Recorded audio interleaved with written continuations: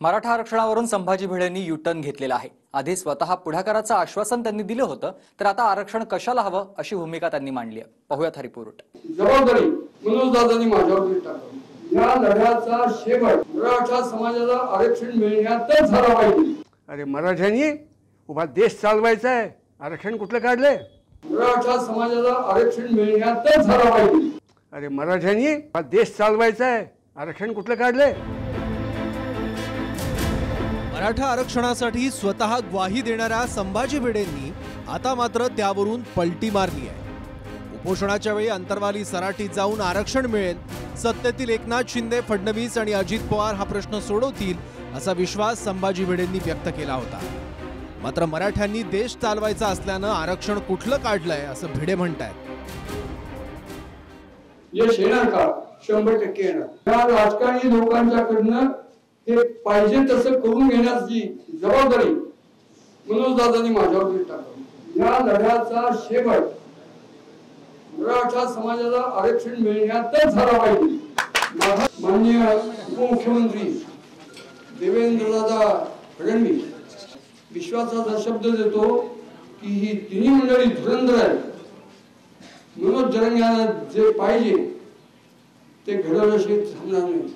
आमच्या गावात सांगलीत कमांडो ट्रेनिंग कॅम्प आहे, त्याच्यात प्रवेश वाघा सिंहांनी मागावा का? मराठ्यांनी आरक्षण मागावं का? अरे मराठ्यांनी उभा देश चालवायचा आहे, आरक्षण कुठलं काढले? त्यांना बोलून काय उपयोग नाही की देवेंद्र फडणवीस, त्यांना बोलून काही उपयोग नाही। हे शब्द देवेंद्र फडणवीसचे आहेत, अनेकांच्या तोंडातून वधून घ्यायचे। आता त्यांनी तसं म्हणायचं म्हणल्यावर मराठ्यांच्या पोरं त्यांच्यापासून सुद्धा लांब जाणार। हे देवेंद्र फडणवीसचं काम आहे। ज्यांना ज्यांना बोलायला लावलं देवेंद्र फडणवीसनी त्यांच्यापासून मराठा लांब गेला। ही देवेंद्र फडणवीसची आता 6वा-7वा डाव म्हणायचा, नवीन डाव आणला त्याने आता। दुसरीकडे छगन भुजबळांनी अनेक दिवसानंतर पुन्हा एकदा जरांगेंवर निशाणा साधलाय। नाशकात जरांगेंच्या कार्यक्रमाला फक्त 8,000च लोक होते असा दावा भुजबळांनी केला। 5 लाख लोकांचा मोर्चा होणार, 2 लाख तो पाण्याच्या बाटल्या येणार, सगळं काही छापून आलं होतं। 5 लाख लोक आले की नाशिक बंदच ना। पोलिसांचा रिपोर्ट आहे 8,000 लोक होते आणि त्याच्यातून बाहेरचे कितीतरी लोक होते। तुम्ही आता 288 उमेदवार उभे करा, त्याच्यासाठी जरा वेळ द्या। आता शिवाय देऊन काय उमेदवार उभे करून काय फायदा आहे? तुमचे उमेदवार जास्त निवडून आले का तुमचा विजय होणार, मग कदाचित तुम्ही मुख्यमंत्री पण होणार।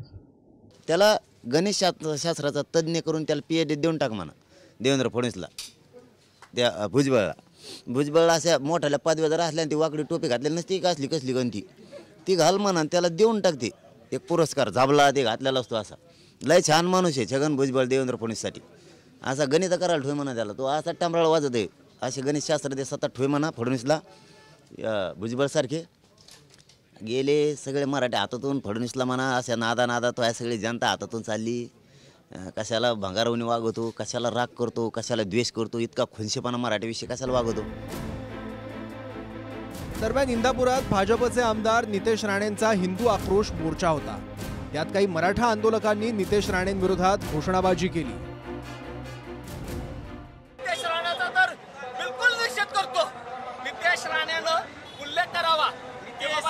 कशासाठी? नितेश राणे समाज हे फडणवीसाचं पिल्लू आहे, फडणवीसाचा कुत्रा आहे, त्याला इथं इंदापूरमध्ये आम्ही थांबून देणार नाही। आमचे सगळे माणसं अख्ख्या सभेत बसले आहेत, तुम्ही अजून सभा संपेपर्यंत बघा, सगळे एक उठतायत। कोण काय करते मग उठायला?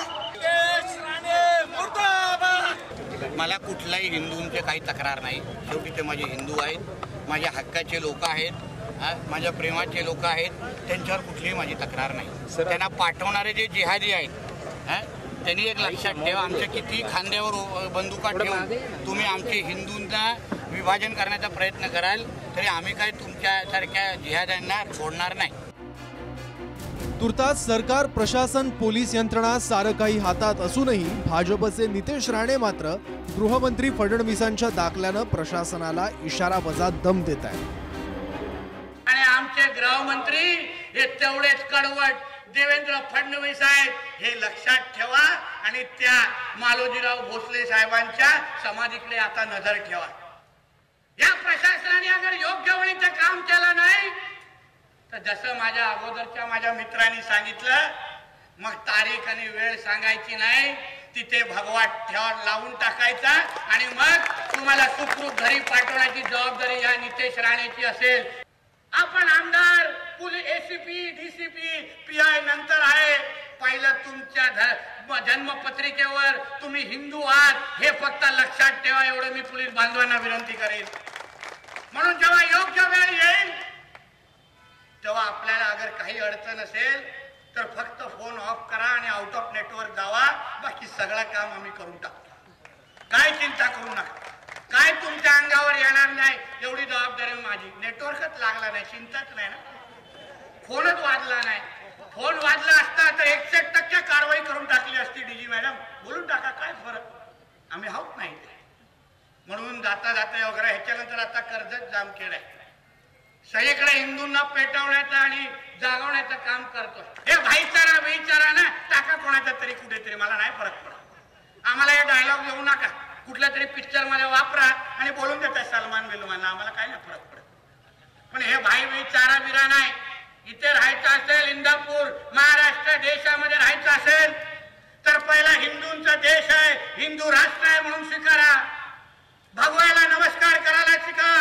देवेंद्र फडणवीसला पोलिस कदारली, डॉक्टर कदारली, मुंबईतले ते मंत्रालयातले अख्खे कदारलेले आहेत. कक्ष अधिकारी ते मोठाले उपसचिव, सचिव नाही कदारले, कारण त्यांच्या बदल्या करते त्या म्हणण्यानुसार म्हणून ते मजेत आहेत. समजा उपसचिव हे पुरे कदारलेली गँग आहे.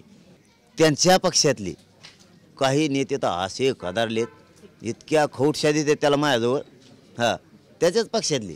आता ते माझ्याने पोटात राहत, मी सांगतो खापकून, आणि मग ते मीडियातून परत त्याला ऐकायला मिळतं.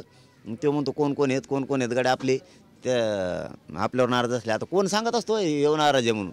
म्हणजे लई एकूण संख्या बघितली ना, लई विरोधी पक्ष कदारलेला आहे. त्यांसंग युती करणारे कदारलेले आहेत, शेतमजूर कदारलेत, शिक्षक मरणाचे कदारलेले आहेत. मी तर सांगतो बाबा असं क्षेत्रच नाही की कदारल्याला माल नाही म्हणून. परत ते विद्युतमधले लाईन म्हणत पुरे कदारलेले आहेत. काही लाईन म्हणत घेतलेत नाहीत, आणखीन काही अभियंता घेतले नाहीत नोकऱ्याला. हे एकूण जो फटका आहे ना, छगन भुजबळ कोण गणित घे जाय म्हणायचे. Bureau report, TV9 Marathi.